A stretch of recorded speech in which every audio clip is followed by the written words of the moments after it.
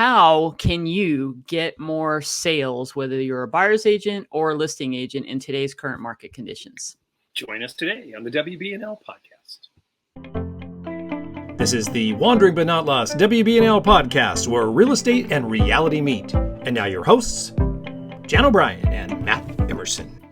Well, welcome to the WBNL Wandering But Not Lost podcast, where real estate and reality meet. This is episode 211. You can find all of our show notes over at WBNLpodcast.com.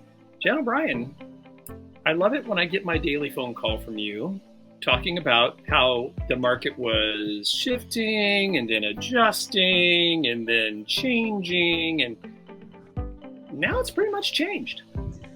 You know, it's interesting. It has changed more in some markets because I've had calls and coach calls in the last couple of weeks where sales have declined. Nationally, sales are declining. Prices have adjusted, but there are still parts of the country that they haven't had as drastic as a adjustment to where buyers are a little bit more in charge. So it really depends on where you are. But nationally, here in Orange County, it hasn't completely shifted. Of course, it hasn't because we're, because of the price point and everything. But it's getting there. I would say here it might still be adjusting a little bit. Yeah, it's very interesting because I feel like it's the same. Las Vegas, parts of Florida, Texas, the places in the where the market was the hottest and prices went sky high are the ones that started the adjustment first. Right. So we have experience here in Vegas and out in Florida, and for sure, those prices have adjusted down. Sales have slowed down. New in both places in Vegas and Florida have a lot of new construction, and the sellers, the builders are definitely feeling the pain. And honestly, in our real estate industry, we always look to the builder as an early indicator of what's happening, because for 6 or 7 months in a row, they have been reporting lower confidence.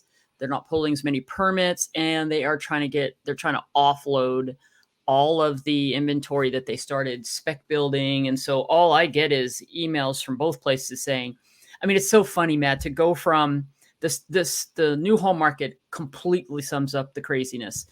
For the last couple of years during the pandemic and right after, up until like about, I would say May, builders were like, yeah, sorry, get on a waiting list. We're going to have a lottery, come up to a Zoom, pay ridiculous prices, write your highest and best, to now we're offering 6%. Please, list agents, bring your buyers. I mean, it's completely shifted from and some of them were still paying commissions back then.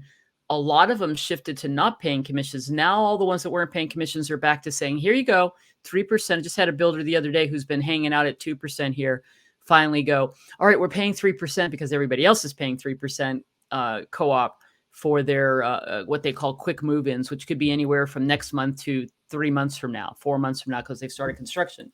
So that is the shift. The shift has happened. It's happening in places, but in my markets that I work, it has already changed, and it is way more opportunities for buyers.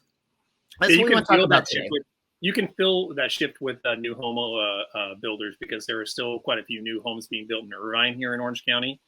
And I'm on several of the, wait lists for a lot of those, just because I like to get the information. And it was really funny how it was, we're having opening day of our new, our next area. And now you're getting a lot more email, and it's not about come down for the opening day. It's like, we still have these beautiful homes available. Yeah, and don't worry about getting, whoever shows up could buy a house today. You don't have to get on a waiting list.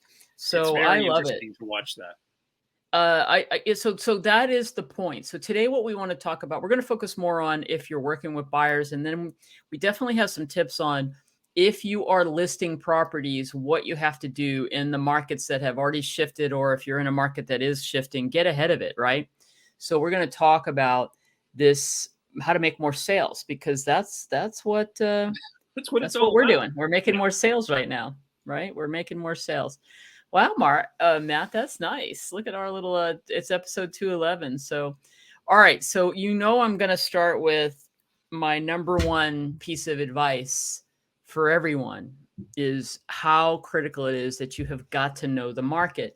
You have to know the stats, and you have to know the trends. And I'm going to tell you right now, I feel that Cosmo and I are more confident about explaining what's happening in the market because of the last year plus or so, really looking at this one thing that we had David Squire on, who is the mastermind here for the Vegas weekly housing report. He's been doing it since 2018.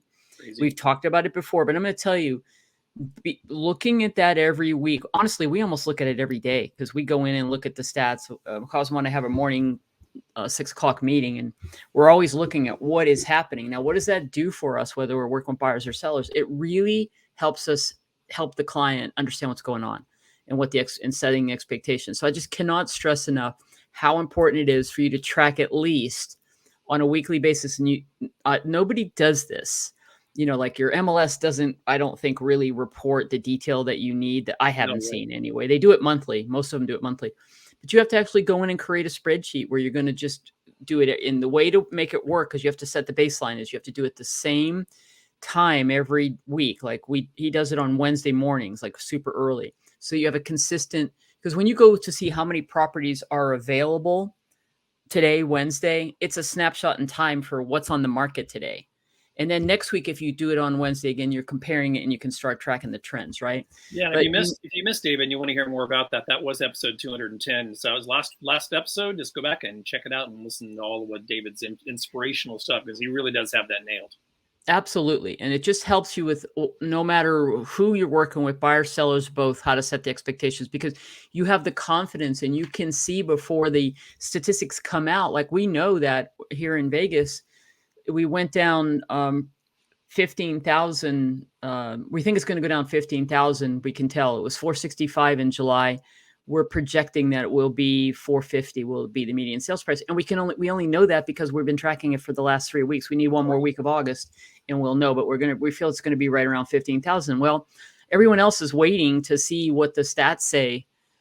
And that's even if they go in and look at the monthly stats. So you want to look at pendings. Right now you want to look at how many price reductions you're having. But if you can't compare that to what they were, then you have no point of reference. I like looking at expireds and withdrawals because that's telling you that some people are not getting their home sold, or they're tired of it, or they're taking it off the market and they're relisting it, which, by the way, is opportunities for going and maybe talking to those people. And then you want to look at the closed sales, which is a lagging indicator, right, for the previous 30 to 45 days. So I just can't just do it. Okay. And then you have to look at the daily hot sheet every day. Like I look at what came on the market, but I look at it on my app. I have an MLS. I have the MLS as an app on my phone. I think most MLSs have it. That's how we are in the field, and we can pull anything up and we can go look at property and get ahead of it.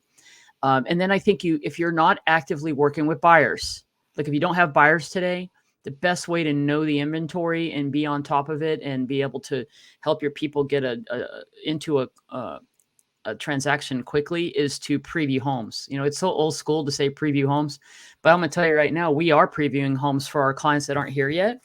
And we do it every day, practically. Either we're looking at stuff online, or we're out looking at properties for our clients, taking videos that aren't here yet, or maybe they're in California or wherever, or we're showing homes. And because we're showing homes, we all over the valley, we really can immediately go, all right, we know totally where to take you, or we know where you can find that house with a pool and a 3-car garage that you can park your RV.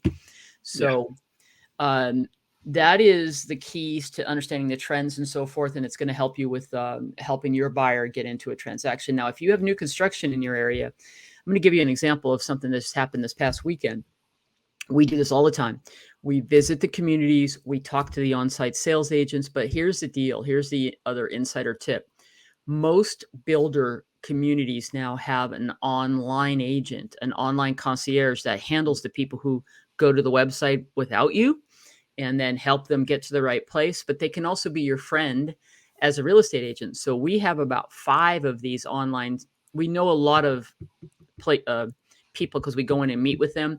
But here's what I'm trying to say. We are on mailing lists for every major builder to give us their available inventory. They update it every week. I get a text every week from Richmond American person who says, here we go. Here's the deals that fell out. And then and having all these, knowing the communities. I haven't been to every community in Vegas yet, because there's like 200 of them. Okay. New Crazy. homes, there's probably like 30, 40 builders, but about 10 larger builders, right? But we definitely have made the connections with those folks, and we get the inventory for the Pulte's of the world and Lennar and so on. And then the other day when we were working with a buyer, Cosmo was out working with a buyer, and what I was doing, because we had just met them, they came in off of our TikTok and they were in town. They were like, hey, can you go show us some houses, some new homes?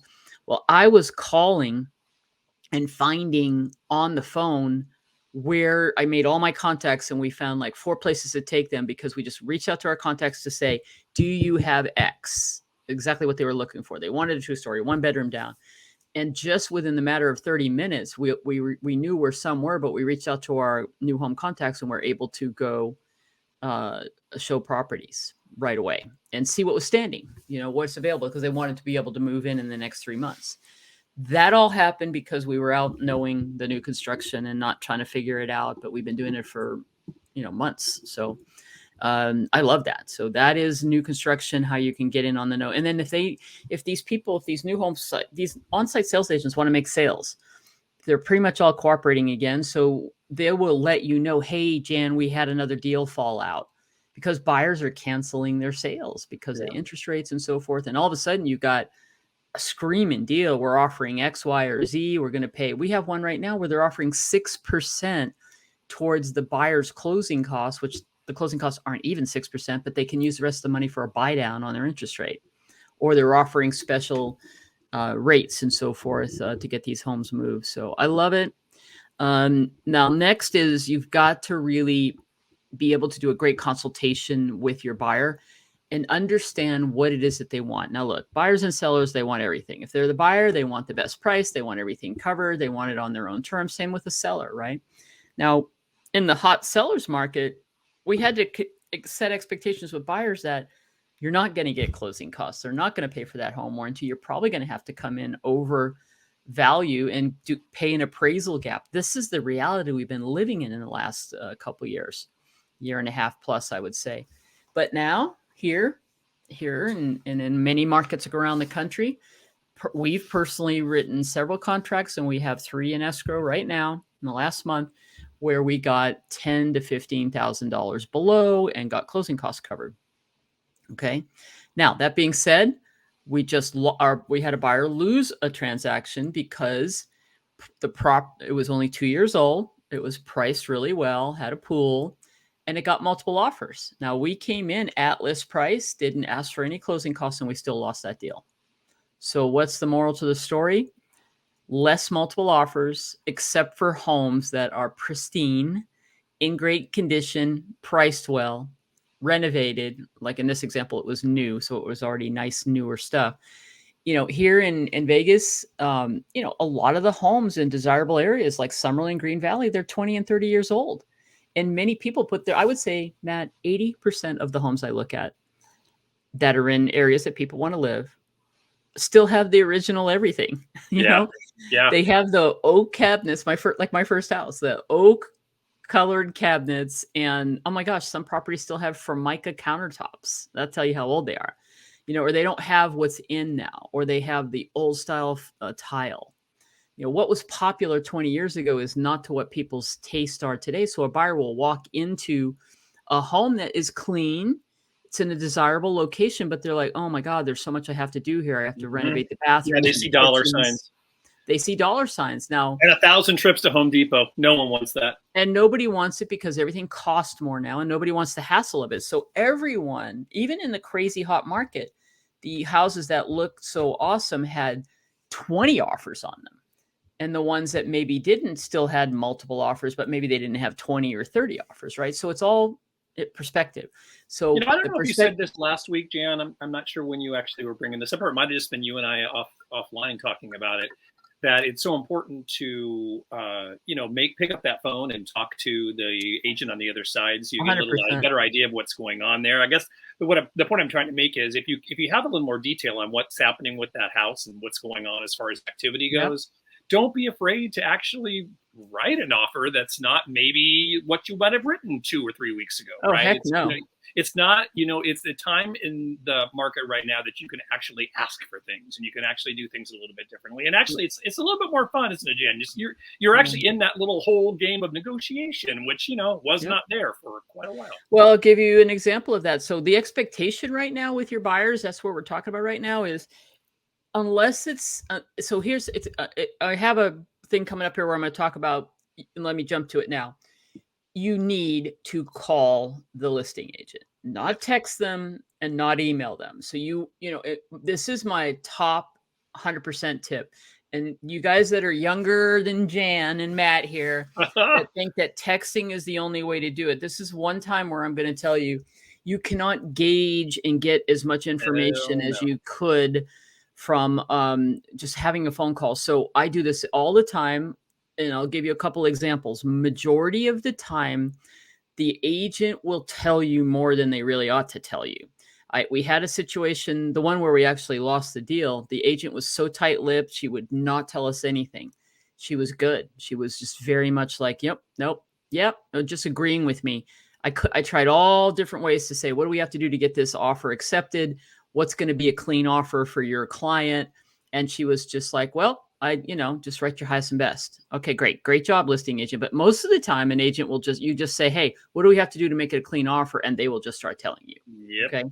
Now, that was a great condition property. But for all these other properties where there's work that needs to be done, or maybe it's overpriced for the market, it's expected now to come in lower. It's not like, even though you can sit with your client and go, your buyer client, and say, look, 3 things can happen when we write an offer. They can accept it, they can counteroffer it, or they can reject it. So we still have this conversation with our buyers who will go, let's write it for 40,000 under. So it's listed at, 530. Let's write it for 500 or 495. And I'm like, okay. And we just talk it through, because you don't know what somebody will. How you do know is if you know the market. Right. What I just said. Right. That's the key. How overpriced is that? Has that listing agent been having a hard time getting the seller to realize they've been on the market for 48 days? They haven't had any price reduction. I mean, we're seeing, like just the other day, a $50,000 price reduction. And then that property got multiple offers. You see what I mean? Like, they're waiting it out. Some listing agents and sellers are learning the hard way. That's the thing we've been going through in the last 6 months. I would say 2 months, since June timeframe, of sellers going, and you'll see sometimes weekly price reductions, 10,000, 10,000, 10,000, until all of a sudden it gets into the price point. So you have to know that. You have to look at the history. You have to go and see how long has it been on the market. Call the agent and see what the deal is. Sometimes they're super motivated, just write an offer, do this or do that. I do it still to go, how much interest do you have? Do you have any other offers? Now, Right. People will always say, well, we have interest in somebody saying they're writing an offer. And I will ask the agent, would you just let me know if you really legitimately have another offer? Because you don't have an offer until you have an offer. Some people will say that to try to get you to write a better offer. Mm-hmm. So you run the risk, if you come too low, the seller may not counter, just out of like, you've insulted me. So that's all negotiation. That's the fun part, right? You don't know. We're sitting here going, I don't know what they're going to take. We can ask here. And then we went into one where we were 3 or 4 times back and forth. Now, here's the other thing. Time is of the essence. Is never been more critical right now. So we had a situation with one of our buyers where we did come in lower, and the seller countered back. So I'll just make up some numbers. We'll say it was 550 and our buyer came in at like 500. Okay. They came back at 540. Okay. Now we're back in a counter, and our buyer goes, you know what? Let's go look at this other property. And so what we did was withdraw the counter offer. I mean, we withdrew our offer, and actually they had countered back, and the agent couldn't get to the seller. So we were going to probably go back and forth and maybe get that deal together. But honestly, the buyer said, hey, we think we like this property better that we saw. Will you send that offer? And so now here's a seller who was trying to, see if they could hang in there, and the buyer has more options. We didn't have that before. So time is of the essence means if you're on the seller side and you really want to get this deal done, you have to let them know. And I called the agent to say, look, this is not their favorite house. They're making some concessions. he likes it, she likes it, he doesn't, the backyard, the this, the that. They do have some other properties they're going to go look at. Not to be that you better take the offer or else, but honestly, that is what happened. Right. So all of this is everybody's having to relearn, because we went for 2 years of like, yeah, whatever, I'm the king of the world or the queen of the world because I have listings, to, oh my God, I have listings and I can't get them sold. Okay, so and there's nothing worse than that. That is a drag. It's stressful. It's stressful. If Yes, you care, it's stressful because you feel responsible for the house not selling, right? And you're not making any money and the seller's not moving on if you can't get it sold. So back to expectations, you have to get clear around what are your buyers' best case scenario. Do they want the best price? Because everything's different. Some people need to be able to get a better price, or they want the interest rate to come down, or they need they don't have enough. They would like to have more cash. So maybe they want closing costs. So sometimes you're going to be able to get all for them, but it just depends. Every scenario is different. So have the consultation in the beginning with your buyer on, what do you want? Do you want to be able to have better price? Do you want price and some closing costs? Would you rather have okay with the price, as long as the price is right, and then get them to cover your closing costs? You may not be able to have them all, right? So, and then of course, if you come in too low, the seller could just reject the offer and tell you to move on. So how much do you want the house, right? These are the things we're constantly doing with our buyers. I just mentioned calling the listing agent. Don't connect initially with them. If later it's convenient to use text and email, go for it. But in the beginning, call them. Agents want to work with other agents who they know are going to get the deals done. That's Bottom line, they want to get that. You can get that across sometimes people may know you. That makes a difference. I've been doing business here so long. People are like, oh my gosh, Jan O'Brien. All right. Well, if you're going to write the offer, then it's going to work. But if you're new, you can still make that happen by having a conversation about how hard you work. There's so many people that don't work that hard on a deal, Matt. It's real sad. It's like sometimes you're doing all the work. People are part-time and whatnot. So you can sometimes collaborate with the other agent to even have a little bit more influence on getting that offer accepted. Okay. So I just have to tell you this. Don't freaking just text. Pick up the phone and have a conversation with a real person. All right. So that's what I do. It's like, what's it going to take? So when I knew that we had a great property the other day because it was hard to find in this price point, we've been looking for months for this buyer. And here comes the perfect house with the backyard. And it was priced really well. And I'm like, oh boy, this is going to sell. And I call the agent and I say, look, do you have any other offers? I know you, because it just came on the market. It was only 2 days on the market. It was priced well. We had a lot of showings. We have interest, but we don't have any other offers. So the buyer decides they really want it because they didn't want to miss it. And they came in a little over list. So 459, we went to 465. And her property was contingent on her deal. Her home in another state had just went into escrow. So we had to make it contingent. But we were able to get that on because of coordinating with the other agent, writing a clean offer, coming in quickly with and then I basically texted the agent to say, what escrow company do you want to work with?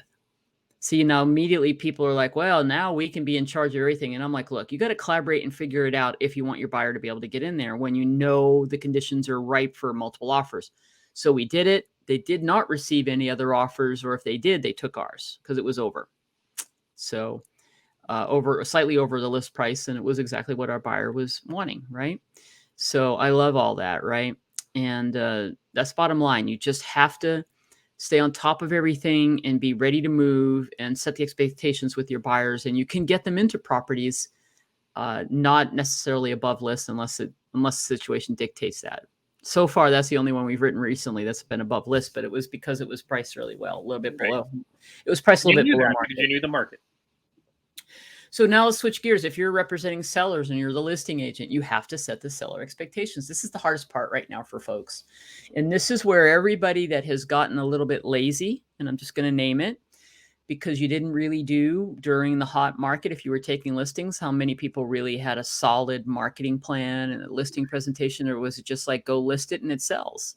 I know that a lot of people fell into that because I'm working with people. I'm like, where's your listing presentation?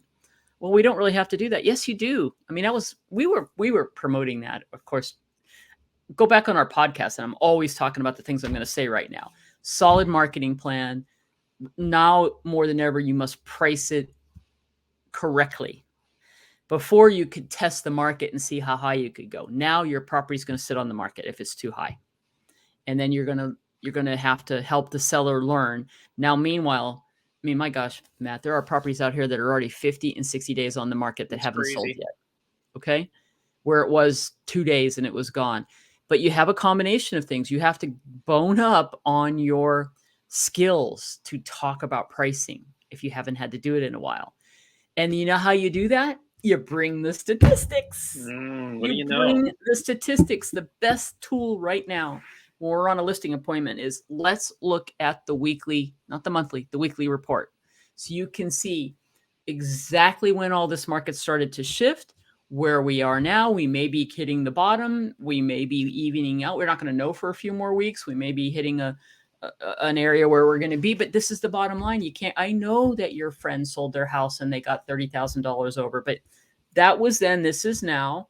And if you really want to sell your house right now, this is the reality. The market is dictated by what a buyer is willing to pay. That's right. A buyer was willing to pay $20,000, $30,000 over appraised value last year.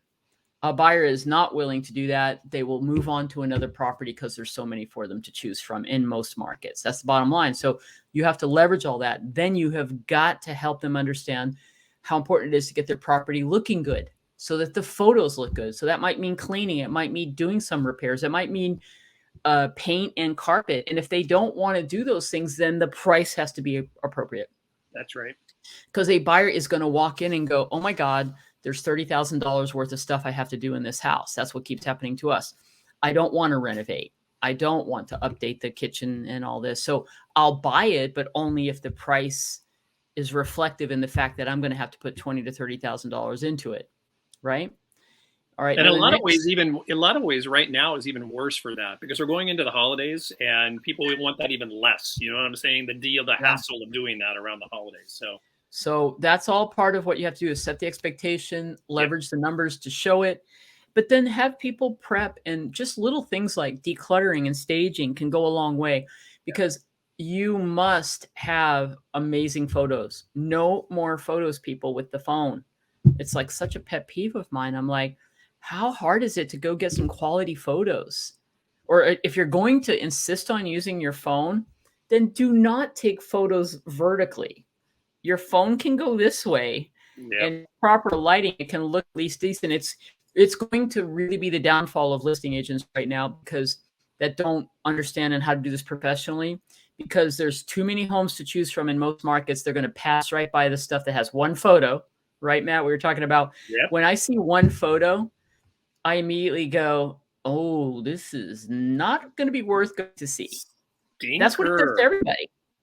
Now, what people do, Matt, is they put a photo up and other photos are coming. I think that's a mistake. You have one chance to make an impression to all those places it gets distributed. It gets to Zillow immediately. As soon as you go live in the MLS, within 15 minutes, it's on Zillow and Realtor.com. Right. You don't want people to pass. So get your photos done. Get your photos done first, and I recommend a 3D tour. I always have, even in the hot sellers market, and a video walkthrough. This is how you're going to leverage your listing to show up and get more people to look at it. Now you have competition. Now it's a non-negotiable. You've got to market the property. You've got to show the seller what you're going to do, or else you're not going to get, or your listing is going to, they're going to go with someone else. That's right. So what are you doing with your marketing? And then I want to talk about incentives. So I'm seeing a lot of this. And I'm not sure how I feel about this. Let's talk about it, Matt. I don't know. I think it depends on your market and what, you could try all different things. So I'm seeing things like there's such desperation in some of these agent remarks. Bonus to the selling agent, right? I'm seeing that. I personally don't like bonuses. I mean, just change the co-op. We've gone down to 2.5 listings. Go to a 3% co-op. That's enough of anything right there to stand out. But I see incentives like close the deal and there's an extra $3,500. I'm like, just put it in the price. That's what I want to say. But then they'll say $10,000 towards buyer's closing cost. And again, is it better to do that? Or, when people do that, what they're saying is at our list price, we'll give you these things. So you'll know the good news if you're a buyer's agent on that side is that there's room for some negotiations. Personally, I just think price it right, offer a good co-op, and come on in and negotiate the deal. But it's crazy where, so I just don't know if it works or not. I agree with you 100% on that. I think it's almost from day one, there's a sense of desperation that doesn't need to be there. Go with price it properly. It's never been the thing that's ever attracted me for sure. I've never done it. And then, you take your chance in this market that if you do what people were doing a little while ago, where you price it really at the market or a little low, you get a ton of multiple offers and you get the bidding war. That could still happen if the property is really desirable. But at the same time, you don't want to leave money on the table for the seller. Just price it properly. Don't overprice it.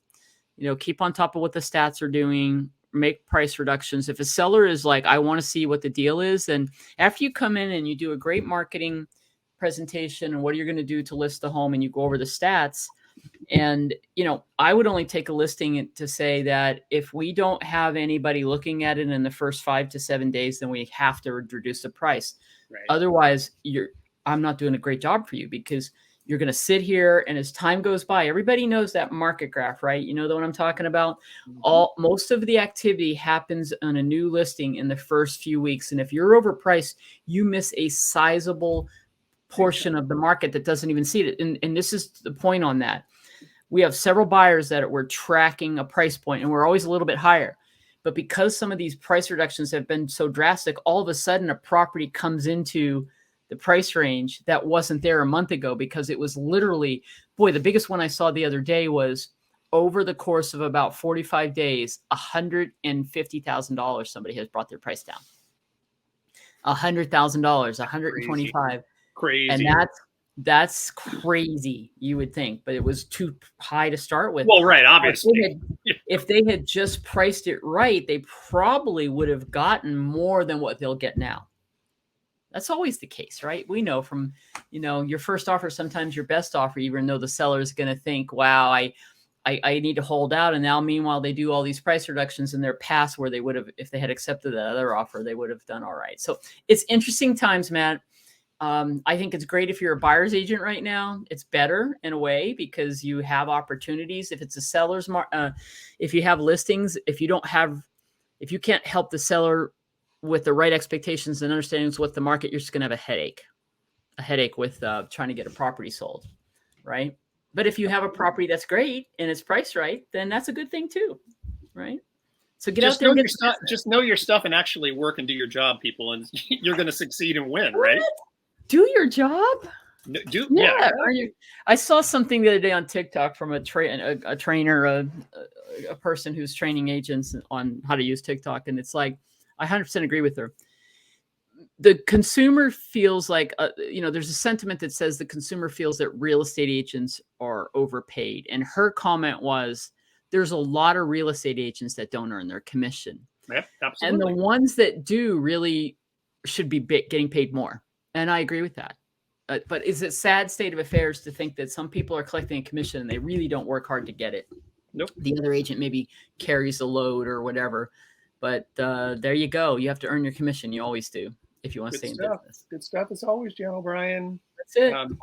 All of our show notes over at WBNLpodcast.com. This was episode 211. And we will obviously every week keep you posted on what's going on in the market. Jan O'Brien, I was thinking as we were talking today, that since you've been back really for the last 6 months to a year, really getting back in and selling again and really getting, boots on the ground, the podcast has turned into a little bit of a cathartic moment, right? So you can relive and tell your stories, and probably even whether you're doing it or not, you're actually strengthening your game by reinforcing the things that you're doing correctly in the marketplace right now. I think it's pretty awesome. If you are out there listening to the podcast and would like to join us on a cathartic coffee club, shoot us a line. We'd love to have you come on because it's true. You know what I mean? Talking about real-world experiences are huge. It's a huge thing. Well, I agree because it's nothing better than putting it into practice. And that's to your point. I am literally doing what I always coach people to do.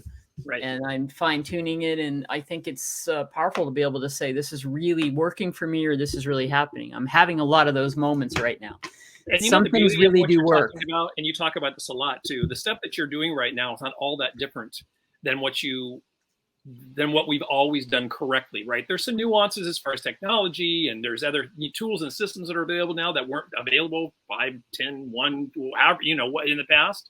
However, the bones and basics of real estate are the same, and we are very proud of the programs that we have over at WBNLcoaching.com. So go check out our courses. There, everything that Jan's talking about she talked about today is in our Sales Builder course. So if you need a brush up on your tools and your training, go over there, check it out. It's great prices on all of our courses. And if you are, interested in building a team, we have the very best team building program out there, Real Estate Team Builder, that you need to check Bar out. none. Okay, Jan, switching gears. Yesterday was National Park anniversary. I saw that. I got a 106 notification. 106 years of the national parks. I was looking through some old pictures the other day, and I found this picture from Yosemite. Where's it? Old picture from there's my handsome dad right there, my grandma, my aunt and uncle right here, because my mom was taking the picture back in Yosemite way back in the day. And it really made me think, oh my God, it's been such a long time since I've been able to get up and get out. We have a situation where we have to do some medical stuff every day, so we can't really leave for days on end right now. But oh my gosh, I cannot wait to be able to get back out in the parks. And Jan, you just went up to Utah recently, so you had a little road trip you went on. But I don't hear much about you getting out and doing much wandering. And I think you're right. Falling into a Jan O'Brien trap that I'd like to challenge you to get out of. So funny you say that, because I just thought about it today. Go to Red Rock some morning. I know it's still hot. It's the middle of summer. Stay out of the monsoons, but go there some early morning in the next couple weeks and go for a little hike. You need that, Jan O'Brien. That's good for your health. I accept the challenge now. I will tell you that yesterday when we were out, it was a very full day. We had a lot of different appointments and things that we had to do, but we're going to home inspection, but we were also knocking out some TikToks. And I discovered a trailhead and a part of Henderson that I didn't know about. And Cosmo had to take off to handle something else. And I actually went, it was too hot to go on the trail, but I discovered this whole park, and I hung out there for a little, and it had tons of green and trees. I was in the moment, like for 45 minutes to an hour. Oh, that's great. I got outside. Now, I did obviously take some video because it's going to go up on online, but I can't believe I never knew about this place. And I only knew about it because we were literally doing some research about what are the best trails, because I want to start pools off and go to I haven't been to. We happened to be at one that was named one of the better trailheads that I'll go when it cools off. It's all just, you know how it is out here. Like this is up in the Black Mountain. It's just brown, not a lot of green, but you go up and climb up. And when you're at the top, you have this amazing view of the city. That's awesome. So I am going we're always to do that. with Jan O'Brien. We're always on the same page, right? So Totally. we must have been channeling each other anyway. I'm so glad you said that, because you do have to get up and get out. And I was just reading something saying it's been a lot going on over the last couple of years, and in industry people saying it. And it's like, when have you taken some time off? And I'm like, well, I am going to Florida to do some work, but I'm also able to go. I'm closing a deal out there and visit family, but I am planning on having a little beach time at Emerson and go visit the places that I like down there in Dunedin and so on. So there you go. Coming up in 2 weeks. Awesome. Well, good. And then just to close today, the real estate industry lost a giant a couple weeks ago here in Southern California. Barbara Baker from Realty One Group Southwest. Jan and I worked with her when we were at Realty One Group. They were the very first franchise for Realty One Group way back, about 10 years ago. And she lost a battle with cancer, and she is going to be sorely missed. Absolutely. That whole Temecula and Murrieta area. So I was so surprised. I am. Yeah, we miss you, Barbara. That's right. All right, everyone. Make it a great week. You get up there, get out, like Jan and I were just discussing, and be forever wandering, but not lost.